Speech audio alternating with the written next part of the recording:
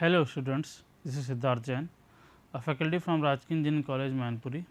This is the sixth lecture of unit third of your hydraulic engineering machine basically. In this lecture we will understand about the energy dissipator. Okay.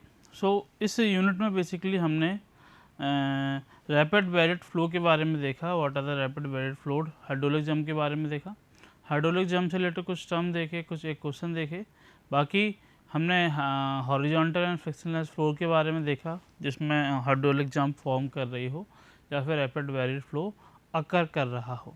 उसके अलावा हम लोगों ने sloppy flow के लिए भी हमने बात की थी हाइड्रोलिक जंप के बारे में। अब उसके साथ साथ कुछ और टर्म्स होते हैं या बोल सकते हैं जब रैपिड वेरिएट फ्लो अगर करता है तो हमें बहुत सारी चीज़ें भी देखनी होती हैं, उसके साथ कुछ चीज़ें एसोसिएट होती हैं।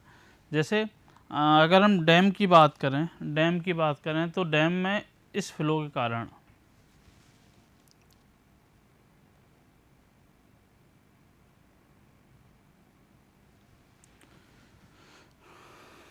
डैम में इस रैपिड वेरिएट फ्लो के कारण या किसी कैनाल में रैपिड वेरिएट फ्लो के कारण एनर्जी इतनी ज़्यादा होती है कि वो सब्सिडरी मीन्स कैनाल के आसपास की चीज़ें, कैनाल अगर अनलाइंड है तो उसको डैमेज कर देती है या फिर हो सकता है डैम को भी डैमेज कर सके। तो उस एनर्जी को कम करने के लिए कुछ एनर्जी डिसिपेटर्स का यूज़ किया जाता है। बेसिकली ये डिसिपेटर्स उस जो फोर्स जो फ्लो है जिसके कारण जो रैपिड वेरिएट फ्लो है, तेज़ फ्लो, उसमें जो एनर्जी एसोसिएट है उस एनर्जी को डिस्ट्रीब्यूट कर देता है, जिसके कारण हमारे पास जो एक्टिंग फोर्स है या एरोसिव फोर्स है जो बेसिकली हमारे सराउंडिंग्स को ख़त्म ना कर पाए, बेकार ना कर पाए। ठीक है ना। तो हम देखते हैं डिस्ट्रीब्यूटर्स के बारे में, उसके बारे में देखेंगे, टाइप्स ऑफ डिस्ट्रीब्यूटर्स के बारे में देखेंगे, कुछ फिगर्स देखेंगे जिसमें एनर्जी डिस्ट्रीब्यूटर्स के बारे में हम समझेंगे और उनके क्लासिफिकेशन या उनके कंपोनेंट के बारे में हम देखेंगे। ठीक है। तो एनर्जी डिसिपेटर के बारे में पढ़ते हैं थोड़ा सा। द फेलियर और damage of many culverts and detector outlet machines can be traced to unchecked erosion. Basically वही बात मैंने कहा था कि कैनाल या कल्वर्ट या फिर बोल सकते हैं हम डैम का जो स्मूथ डैम का पार्ट होता है उसमें एनर्जी ज़्यादा होने के कारण, वाटर की एनर्जी ज़्यादा होने के कारण उसमें कुछ इरोजन हो जाता है। वो इरोजन एरोसिव फोर्स के कारण होता है। एरोसिव फोर्स किस में होता है? रैपिड वेरिएट फ्लो में, due to the high energy of that flow. इससे क्या होता है कि जो अनलाइंड कैनाल या जो थोड़े से कम सॉफ्ट मटेरियल के होते हैं उसमें इरोजन होने लगता है और इरोजन के कारण क्रैक डेवलप हो जाते हैं और वो क्रैक अल्टीमेटली वाइडन होते होते हमारे स्ट्रक्चर को कोलैप्स कर सकते हैं। ठीक है। तो इस टाइप के एनर्जी को रोकने के लिए इस एनर्जी को डिस्ट्रीब्यूट करने के लिए कुछ डिसिपेटर्स, कुछ अवरोध लगाए जाते हैं। कुछ बेसिकली बात करें तो कुछ चीज़ें लगाई जाती हैं, कुछ कंक्रीट के फिक्स स्ट्रक्चर लगाए जाते हैं जिससे वो जो फ्लो है डायरेक्टली इस सरफेस पे ना टकरा कर, डायरेक्टली किनारों पे ना टकरा के उस अवरोध या डिसिपेटर से टकराने के बाद डिस्ट्रीब्यूट कर दे अपने एनर्जी को। That is called as a energy dissipators. Okay, इसको एनर्जी डिसिपेटर्स कहते हैं। ठीक है। अब अगर लास्ट एक सिंपल बात करें, एक लाइन में अगर हम बात करें तो लिखा हुआ है एनर्जी डिसिपेटर्स। बेसिकली इस लाइन की अगर बात करें तो एनर्जी डिसिपेटर्स क्या होंगे? Energy dissipators basically are devices designed to protect the downstream area from erosion by reducing the velocity of flow up to the acceptable limit. इसको अगर हम डैम के टर्म में समझना चाहें तो डैम के टर्म में एक डायग्राम बनाने की कोशिश करूँगा मैं। अगर हम बात करें कि हमारे पास इस तरीके का कुछ डैम होता है जिसमें फ्लो यहाँ से आकर करता है, लेकिन मैं आपको समझाने की कोशिश करता हूँ। ये हमारे पास डैम का स्ट्रक्चर है जिसमें रिजर्वायर इस साइड में होता है और इसको हम बोलते हैं एक तरीके से अप स्ट्रीम। यहाँ पे फ्लो रहता है, यहाँ पे वाटर स्टोर रहता है।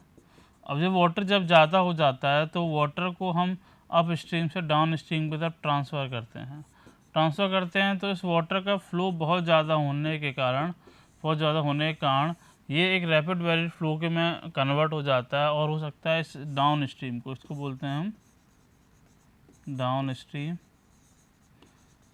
इसके बेस को बेसिकली नुकसान पहुंचाए, इरोड कर सकता है। उसके साथ साथ इस बेसिकली स्पिलवे को, इस पाथ को स्पिलवे बोलते हैं, स्पिलवे को भी हम नुकसान पहुंचा सकता है।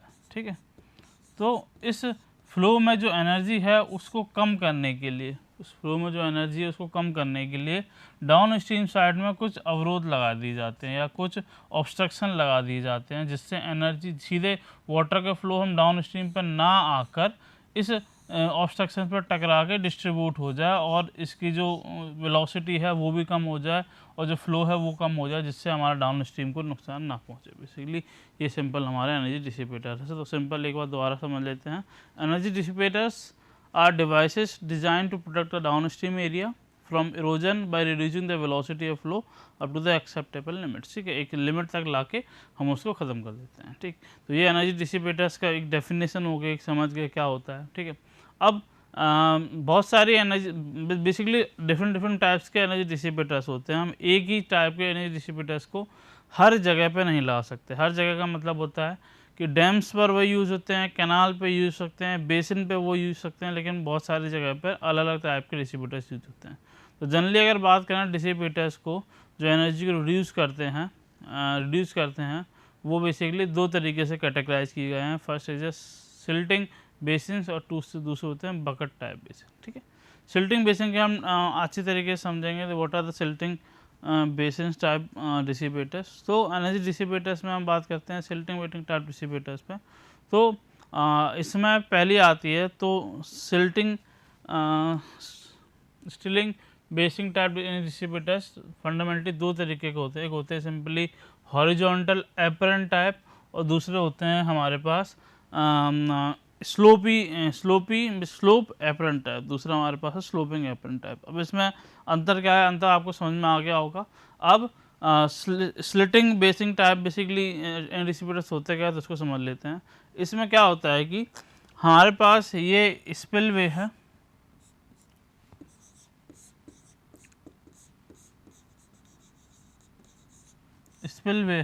तो इस स्पिलवे से वाटर आ रहा होगा और एक पाथ दे देते हैं वाटर को। यहाँ एक कंक्रीट का सरफेस एप्रन बना देते हैं, जो एप्रन बेसिकली नीचे की सॉइल को इरोड होने से बचाता है। ठीक है, ये जनरली कंक्रीट का होता है। तो इसको बना देते हैं जिससे बेसिकली आते आते वाटर का फ्लो या वाटर की वेलोसिटी धीरे धीरे कम होती चली जाती है और फाइनली हम एक ऑब्स्ट्रक्शन जिसको एंड सिल बोला जाता है, एक ऊंचा वो ऑब्स्ट्रक्शन दे देते हैं जिससे वाटर सीधे यहाँ ना आके, इस फॉल पर ना आके ऊपर की तरफ जाके फिर नीचे आता है, जिससे इसकी वेलोसिटी भी थोड़ी सी रिड्यूस हो जाती है, एनर्जी रिड्यूस हो जाती है और वाटर अपना डाउन स्ट्रीम पे जाके यहाँ अपना लेवल गेन कर लेता है। This is called as a slitting basin type dissipators. और इसमें बेसिकली पहला टाइप था हमारा हॉरिजॉन्टल एप्रन टाइप। ठीक है, अब हॉरिजॉन्टल एप्रन टाइप दूसरा रहता है हमारा बेसिकली, अब हॉरिजॉन्टल बेसिन टाइप और दूसरा हमारा स्लोपी बेसिन टाइप। तो इसमें अंतर क्या है कि हमने जो एप्रन दिया था, स्लोपी एप्रन मीन्स एक हॉरिजॉन्टल पाथ दिया था वेलोसिटी रिड्यूस करने के लिए, वो हॉरिजॉन्टल रहता है हॉरिजॉन्टल एप्रन टाइप में। बट अगर हम स्लोपी एप्रन टाइप की बात करते हैं तो इसमें जो एप्रन हमारे पास दिया हुआ है, दिस इज एप्रन जो दिया हुआ है वो स्लोप में दे दिया है। इसका फ़ायदा क्या, बेसिकली अगर स्लोप में दे देंगे तो और वेलोसिटी बढ़ेगी। तो ये बेसिकली तब दिया जाता है जब हमें वेलोसिटी को ज़्यादा हद तक रिड्यूस नहीं करना हो। ठीक है, क्योंकि यहाँ से वाटर आएगा लेकिन इसके कंपेयर में यहाँ पर उसकी वेलोसिटी कम होती चली जाएगी और एंड में एंड से टकरा के वाटर ऊपर चला जाएगा। ठीक है, जहाँ जगह कम होती है वहाँ पर हम स्लोपी बेसिन देते हैं एंड में। ठीक है, तो इन दोनों में अंतर क्या है, दोनों में केवल एप्रन के स्लोप और हॉरिजॉन्टल में अंतर है, उनके लिए स्लोप में अंतर है।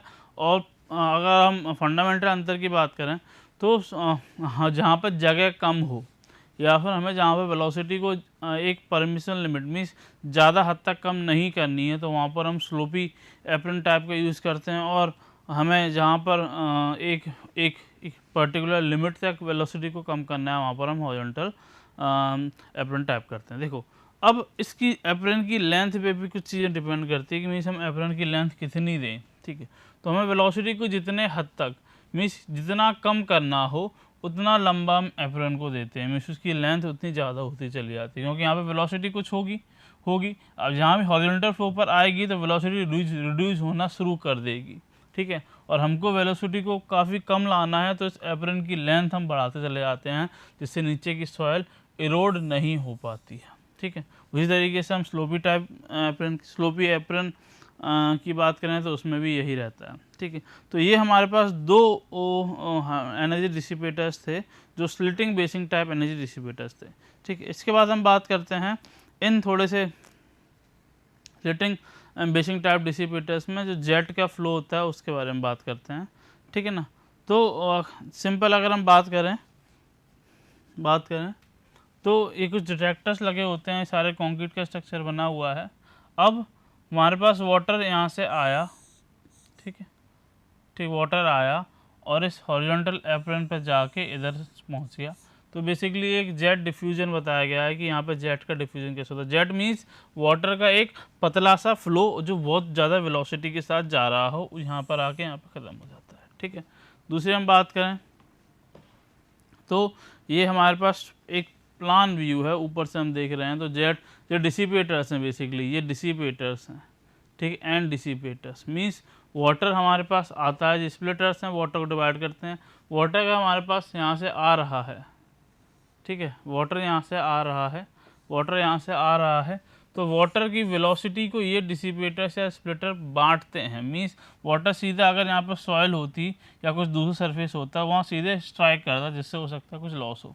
लेकिन अगर वाटर यहाँ टकराएगा बहुत सारा फ्लो, तो कुछ फ्लो हमारा यहाँ डिवाइड हो जाएगा और जिसको बोलते हैं स्प्लिटर, और कुछ वाटर हम डिसिपेट कर देंगे। मीन्स अब टकराएगा तो फ्लो हमारा कम हो जाएगा, उसकी एनर्जी कम हो जाएगी, तो एनर्जी डिसिपेट हो जाएगी। देन वाटर यहाँ साइड से फिर आगे चला जाएगा, एप्रन पे जाएगा और एंड पे हमारे पास पहुँच जाएगा, ठीक है। तो ये इंटरएक्टिंग जेट डिसिपेटर्स की बात की थी, ठीक है। वो हमारे पास टॉप व्यू था, आप जो देख सकते हैं, this is a top view. ऊपर से हम देख रहे हैं तो ऊपर से हमें कुछ तरीके दिख रहा है। अगर हम उसको सामने से देखते हैं, सेक्शनल व्यू में देखते हैं, तो हमारे पास कुछ इस तरीके से दिखेगा। मीन्स एक कार्ड लेते हैं सेक्शन व्यू, जिसमें this term is kind like diamond, मतलब apron, this is like an apron, ठीक है। और ये हमारा एंड वाला पार्ट है या डिसिपेटर है, जिसमें एनर्जी रुक जाती है। This is section Y, this is section X means X direction में हम काट कर देखा और हमने वाई डायरेक्शन में काट कर देखा, ओके। फिर हम बात कर देते हैं कुछ फ्री जेट स्लिटिंग बेसिन्स की। तो इसमें आपको क्लियर दिख रहा होगा कि जो जेट ऑफ फ्लो है, मीन्स वाटर के जेट है, वो किस तरीके से डिसिपेट होते हुए दिख रहा है, ठीक है। तो सिंपल बात करते हैं, ये हमारे पास आपको समझाने की कोशिश करता हूँ मैं, ओके, ठीक। This is a width of a basin, these are the valve जिससे वाटर फ्लो करता है, ठीक है। वॉल्व से वाटर आके बेसिन में टकराता है और इस तरीके से आके, मीन्स ये वाटर हमारे पास आ रहा है, एक तरीके से आ रहा है, और यहाँ से जो बेसिन या डिसिपेटर है जिससे डाइवर्ट होके वो इधर बट जा रहा है, जिससे उसकी एनर्जी भी रिड्यूस हो जा रही है, ठीक है। और ये बेसिकली प्लान व्यू है, ये आपको एलिवेशन व्यू दिख रहा होगा, जिसमें आपको एक वाटर की हाइट भी दिख रही होगी और फ्री बोर्ड भी दिख रहा होगा। This is basically free jet slitting basin, ठीक है। नाउ एक अलग आता है जिसको बोलते हैं hump slitting basin. Hump means क्या होता है, हम्प के बारे में थोड़ा समझते हैं। हम्प क्या होता है? हम्प का मतलब होता है, हमने बेसिकली प्रीवियस क्लास में भी हम्प के बारे में थोड़ा सा देखा था। हम्प मीन्स एक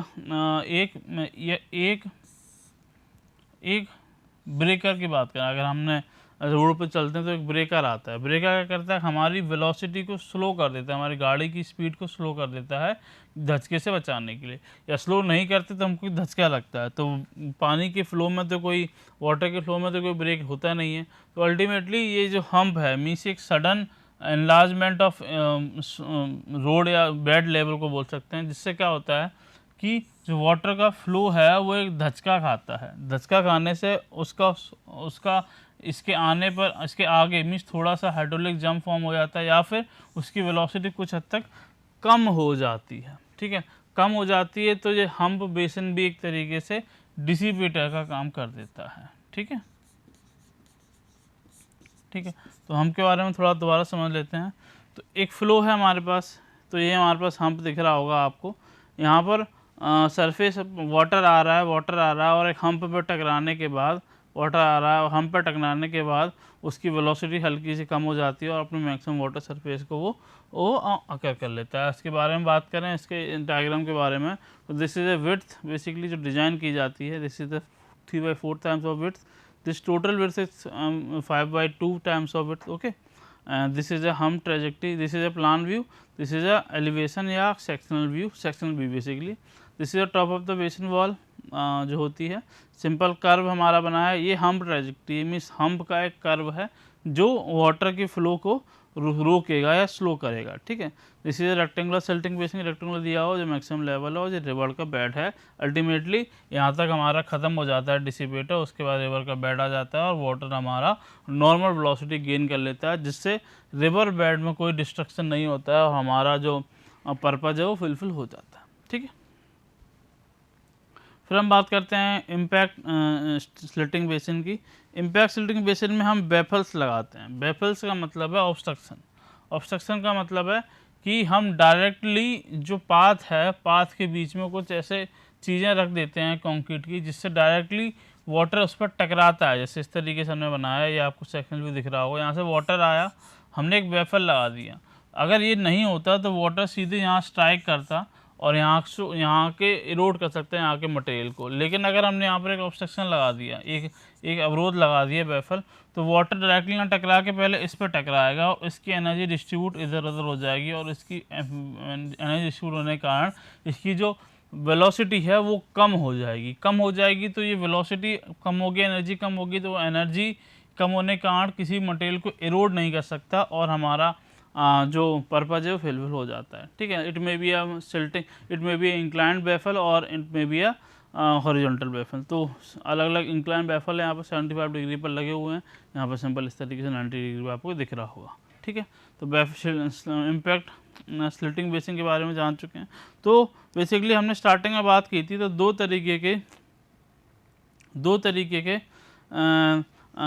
तरीके के डिसिपेटर्स के बारे में देखा था। पहला डिसिपेटर्स हमारे पास था स्लिटिंग बेसिन, जो बहुत ज़्यादा इंपॉर्टेंट होते हैं, जिसके में हम लोगों ने सब डिवीज़न भी बहुत अच्छी तरीके से देखे। पहला सब डिवीज़न मीन्स पहला हमने बात की थी hydraulic jump type slitting basin, जिसमें हाइड्रोलिक जंप फॉर्म हो जाती है। अल्टीमेटली यहाँ टकराने के बाद एक जंप फॉर्म होगी और जिसमें हम एप्रन का यूज़ करते हैं। तो ये hydraulic jump type slitting basin में दो टाइप के एनर्जी डिसिपेटर्स थे। पहला था हॉरिजॉन्टल एप्रन टाइप, दूसरा था स्लोपिंग एप्रन टाइप। उसके अलावा कुछ और स्लिटिंग बेसिन टाइप थे, जैसे jet diffusion type basin type, जिसमें हमने देखा जेट डिफ्यूजन स्लिटिंग बेसिन, जिसमें डायरेक्ट डिफ्यूजन होता है। दूसरा देखा हमें इंटरैक्टिंग जेट डिसिपेटर्स के बारे में, जिसमें डिसिपेटर्स बेसिकली एनर्जी को रिड्यूस करते हैं। तीसरा वही हमने सेक्शन व्यू देखा। चौथा हमने फ्री जेट स्प्लिटिंग बेसिन देखा और लास्ट में हमने हम्प स्लिटिंग बेसिन के बारे में देखा। मीन्स हम्प के बाद एक और देखा हम्प स्लिटिंग डिसिपेटर्स के बारे में देखा, जिसमें एक हम्प रहता है, हम्प के कारण उसमें एनर्जी डिसिपेट हो जाती है।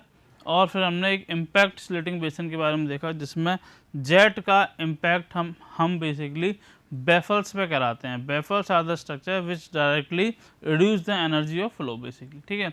एक कंक्रीट का या किसी भी टाइप का स्ट्रक्चर हो सकता है, बेफल देखे। इसके अलावा दूसरे टाइप के जो एनर्जी डिसिपेटर्स होते हैं उनके ज़्यादा इंपॉर्टेंस नहीं है, लेकिन उसके बारे में हम थोड़ा थोड़ा देख लेते हैं। तो दूसरे टाइप के एनर्जी डिसिपेटर्स हैं वो जनरली इन तरीक़ों से डिवाइड किए गए हैं। पहला हमारा सॉलिड रोलर बकेट्स, दूसरा होता है स्लॉटेड रोलर बकेट्स और तीसरा होता है स्काई जंप या फ्लिप ट्रैजेक्टरी बकेट्स। तो इनके केवल नाम को हमको याद रखना है, क्योंकि इनका इतना इम्पोर्टेंस नहीं है, ठीक है। तो बकेट टाइप डिसिपेटर्स 3 होते हैं, जिसमें बकेट एक तरीके से होती है, बकेट में वाटर फ्लो का। अगर इसको समझें हम तो कुछ इस तरीके से डिसिपेटर्स होता है, ठीक है। वाटर डायरेक्टली यहाँ टकराता है और टकराने के बाद वो इस तरीके से डिस्ट्रीब्यूट हो जाता है, आगे आता है और आगे आने के बाद फिर इधर चला जाता है। तो ये बकेट टाइप्स हैं, अलग अलग टाइप्स के हैं। तो जितना याद इतना ही समझते हैं इसके बारे में, इसके ज़्यादा इंपॉर्टेंस इसमें है नहीं है। तो हम लोगों ने आज बेसिकली डिसिपेटर्स के बारे में देखा, उसका एक क्विक रिवीजन भी हम देख लेते हैं कि हमने क्या क्या बात की डिसिपेटर्स के बारे में। तो सबसे पहले हमने डिसिपेटर्स की बात की। तो डिसिपेटर्स का मेन पर्पज़ फुलफ़िल करते हुए उसको बताया गया है कि डिसिपेटर होते क्या, एनर्जी डिसिपेटर बेसिकली वाटर के फ्लो में एनर्जी ज़्यादा होने के कारण या रैपिड वेरिड फ्लो में एनर्जी ज़्यादा होने के कारण उस एनर्जी को कम करने के लिए हम डिसिपेटर यूज़ करते हैं।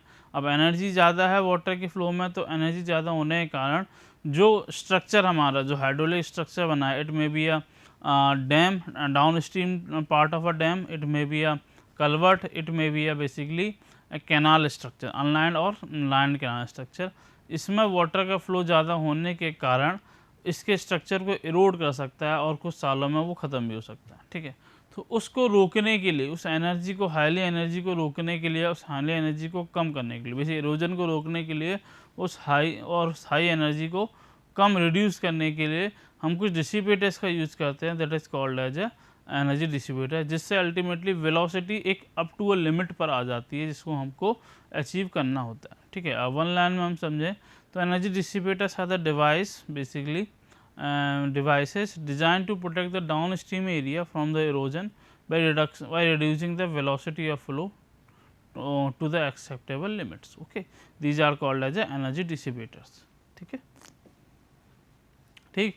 फिर एनर्जी डिसिपेटर्स के हमने टाइप के बारे में देखा, तो जो mostly there are two types of energy dissipators, और we can say the energy dissipators are classified under the two categories. The first categories is called as a slitting basin, means slitting basin means जिसमें एक basin तरीके से बताया गया। दूसरा second type is a bucket type basin energy dissipators. ठीक है, तो हमने देखा।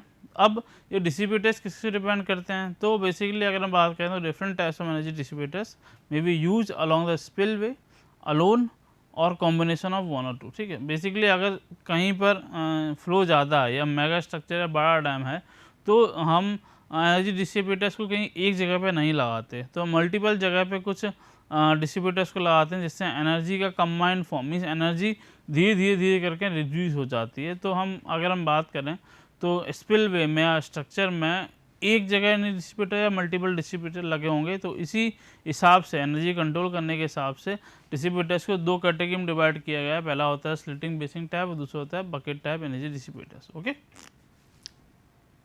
तो पहले हम बात करते हैं slitting basin type energy dissipators. तो इसमें क्या होता है कि इसमें दो तरीके से कैटेगराइज जनरली दो टाइप से बांटे गए हैं।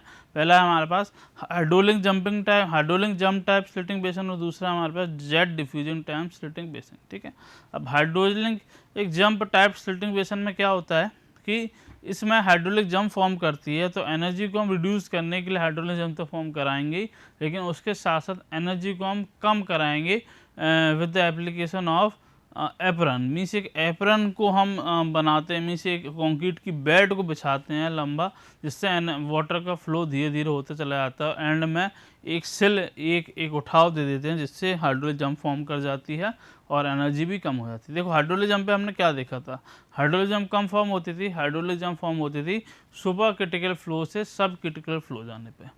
अब सुपर क्रिटिकल फ्लो और सब क्रिटिकल फ्लो में वेलोसिटी किसकी ज़्यादा होती थी, बेसिकली ऑब्वियस सी बात है कि सुपर क्रिटिकल फ्लो में वेलोसिटी ज़्यादा होती थी, और वेलोसिटी ज़्यादा है तो इट मे कॉज डिस्ट्रक्शन, और we can say it may erode the surface of a structure. ठीक है, अब और सुपर सब क्रिटिकल में से कुछ नहीं होता, तो सुपर क्रिटिकल से सब क्रिटिकल, तो hydraulic jump type slitting basin में हम वही कराते हैं, जो स्पीड आती है, जो सुपर क्रिटिकल स्पीड होती है, उसको सब क्रिटिकल में कन्वर्ट कर देते हैं। तो यहाँ पर डेप्थ ऑफ फ्लो कम रहता है। हम जानते हैं कि सुपर क्रिटिकल में डेप्थ ऑफ फ्लो कम होता है, और अल्टीमेटली सब क्रिटिकल में उसका डेप्थ ऑफ फ्लो बढ़ जाता है। ठीक है, तो एनर्जी भी कम हो जाएगी, जिससे इरोजन भी नहीं होता है। तो इसमें पहला होता है हॉरिजॉन्टल टाइप, जिसमें जो बेसिन होता है या जिसमें जो एप्रन होता है that is a horizontal apron, and second is a sloping apron type, जिसमें जो एप्रन होता है वो स्लोपिंग होता है। बेसिकली इसमें हम वेलोसिटी को इतनी हद तक नहीं रिड्यूस कर पाते, ठीक है, या कम जगह होती है, तो हम इसको मतलब स्लोपिंग एप्रन को हम देते हैं। ठीक है, तो दूसरा टाइप का हमने स्लिटिंग बेसिन में देखा, तो वो था jet diffusion type slitting basin, जिसमें हमने 5 तरीके के स्लिटिंग बेसिन के बारे में देखा। पहला था जेट डिफ्यूजन स्लिटिंग बेसिन, दूसरा था हमारे पास इंटरएक्टिंग जेट डिसिपेटर्स, जिसमें इंटरेक्ट होते थे, तीसरा जिसमें प्लान व्यू है, तीसरा था हमारे पास flee jet free jet slitting basin, और चौथा हमारे पास था हम्प स्लिटिंग बेसिन। इसमें एक हम्प प्रोवाइड करते थे, हम्प से एनर्जी या वेलोसिटी फ्लो कंट्रोल हो जाता था। और लास्ट था हमारे पास इम्पैक्ट स्लिटिंग बेसिन, जिसमें हम बेफल्स का यूज़ करते थे, एक स्ट्रक्चर, एक कंक्रीट स्ट्रक्चर फिक्स, जिससे फ्लो आके उस पर टकराता था और एनर्जी को काफ़ी हद तक रिड्यूस कर देता था। ठीक है, दूसरा टाइप का हमने बात की थी, एनर्जी डिसिपेटर्स की बात की थी, that is called as a bucket type energy dissipators. तो there are following types of bucket types of dissipator, mainly there are 3 types of bucket dissipator. First is solid roller buckets, second one is slotted roller bucket, and third one है sky jump या flip या trajectory buckets. Okay, तो इसमें एक bucket type structure होता है जिससे energy velocity control हो जाती है और एनर्जी डिसिपेट हो जाती है, जिससे हमारा फाइनली स्ट्रक्चर सेफ रहता है। Okay, so these are all about today's lecture. Basically हमने जिसमें एनर्जी डिसिपेटर्स के बारे में देखा, ये हमारे पास कुछ रेफरेंसेस हैं। So this is all about today's lectures. Thank you for watching my lecture.